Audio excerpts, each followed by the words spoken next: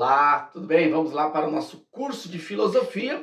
Hoje nós vamos para a introdução à filosofia. Bom, o caminhar filosófico, ele consiste num desprendimento dos preconceitos, das ideias já formadas. Fazer filosofia é caminhar em direção ao conhecimento sem que haja interferência de ideias já formadas. Para nós entendermos melhor o que é filosofia, nós primeiramente precisamos começar com a definição da palavra. A palavra filosofia, ela é a junção de duas palavras gregas: philo, que significa amor, e sofia, que significa sabedoria. Nesse caso, filosofia significa o amor à sabedoria. No diálogo, O Banquete de Platão, ele explica que Sócrates definia o amor de forma diferente. Para ele, o amor não era algo bom ou belo. O amor é a ausência de algo, é algo que nós desejamos. Nesse caso, o amor, ele é o intermediário daquilo que nós não temos e daquilo que nós desejamos ter. Comparando isso para a filosofia, Platão entende que o filósofo é aquele que já abandonou a ignorância, porque reconhece que é ignorante, mas ainda não atingiu a sabedoria. Ele está no caminho da sabedoria. Então ele não é ignorante pelo fato dele já entender que falta-lhe conhecimento, porém ele ainda não atingiu a sabedoria. Ele está no meio do caminho. Posterior a Platão, o seu aluno Aristóteles, ele vai dizer que a filosofia é a busca pelo conhecimento sem uma necessidade, sem uma utilidade. É o conhecer por conhecer, é o prazer por saber, por entender e compreender algo.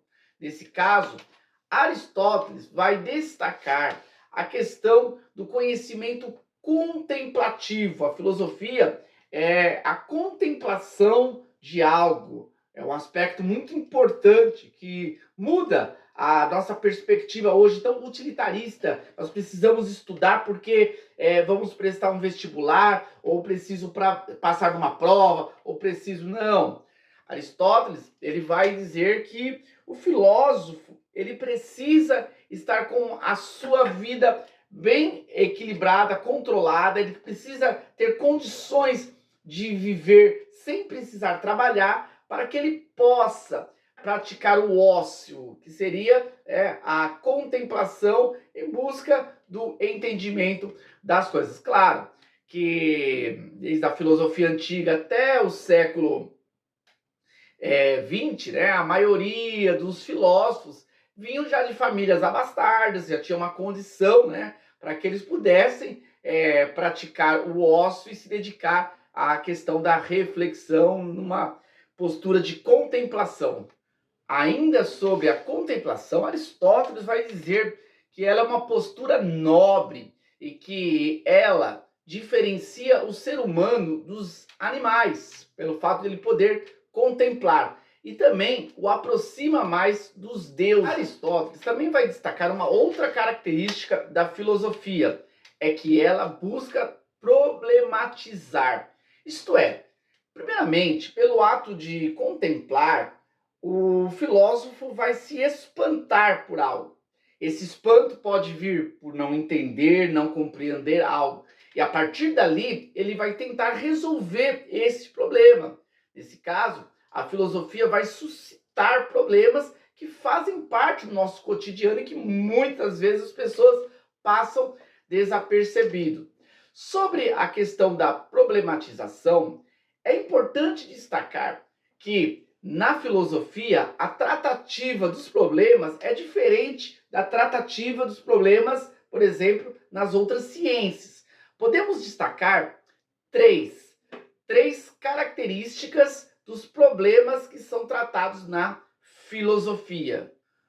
Primeira característica dos problemas da filosofia é que eles são abstratos, Isto é, eles não são algo concreto ali, particular. São problemas que, de repente, não precisam ser resolvidos de imediato, as pessoas conseguem lidar, né? Então, eles são problemas abstratos que, de certa forma, com o tempo, vão resolver problemas pontuais das pessoas. Eles também são, uma segunda característica, problemas gerais, não são problemas específicos, né? São problemas particulares, são problemas gerais que, de alguma forma, vão implicar na solução de vários problemas particulares. E uma terceira característica dos problemas na filosofia é que eles são problemas fundamentais, isto é, em todas as áreas do conhecimento, elas formam a base dos problemas, né? Então, são problemas que são base de outras áreas ou de todas as outras áreas do conhecimento, sendo assim, né, fundamental ser tratado esses problemas. Sobre a ciência, nós precisamos entender a relação da filosofia com a ciência. O que nós temos hoje por ciência, como a biologia, a psicologia, a astronomia, elas, na realidade, no passado eram filosofia. Elas surgiram da filosofia. Porém, com o passar do tempo, elas se tornaram mais específicas e acabaram se separando. E hoje, né, estão separadas da filosofia. Entretanto, a filosofia ainda analisa essa ciência. A filosofia, ela é livre para avaliar essas ciências e analisar os seus métodos de averiguação do conhecimento. Ainda sobre a problematização, é importante destacar que a filosofia, ela na realidade, ela tem um olhar diferente do olhar comum. Nós podemos separar aqui o olhar desatento e o olhar filosófico. O olhar desatento é o olhar do senso comum, que as pessoas olham, mas elas vivem na sua passividade. Já o olhar filosófico é o olhar de uma atitude crítica, é olhar para aquilo, criticando, tentando ali achar uma solução para aquele problema.